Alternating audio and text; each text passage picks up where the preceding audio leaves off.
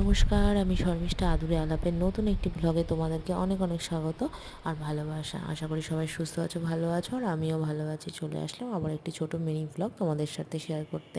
আজকে একটা রান্নার রেসিপি তোমাদের সাথে শেয়ার করব। আমি রান্নাগুলোই তোমাদের সাথে বেশিরভাগ শেয়ার করি, রান্নার রেসিপি শেয়ার করি না, কিন্তু আজ ইচ্ছে হলো তোমাদের সাথে একটা রান্নার রেসিপি শেয়ার করব। আজকে বানাবো মৌরলা মাছের বাটি চচ্চড়ি। চলো তোমাদের সাথে শেয়ার করে নেবো।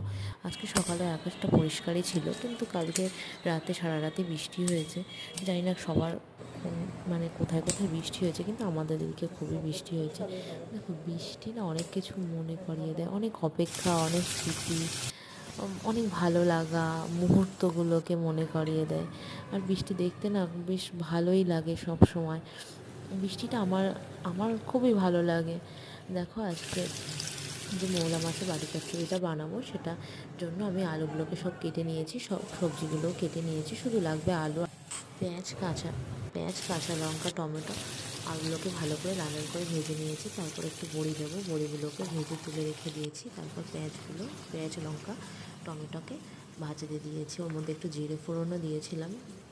তারপর মশলাগুলোকে একসঙ্গে মিশিয়ে নিচ্ছি। ওর মধ্যে দিয়েছি হলুদ গুঁড়ো, জিরে গুঁড়ো, সামান্য ধনে গুঁড়ো আর লাল লঙ্কার গুঁড়ো, মানে কাশ্মীরি লঙ্কার গুঁড়ো। তোমরা চাইলে ঝালটা পরিমাণ মতো অ্যাড করতে পারো।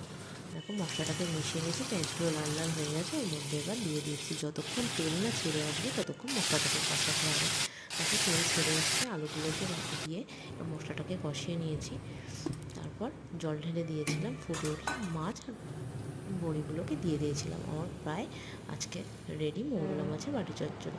কেমন হয়েছে জানিও। টাটা।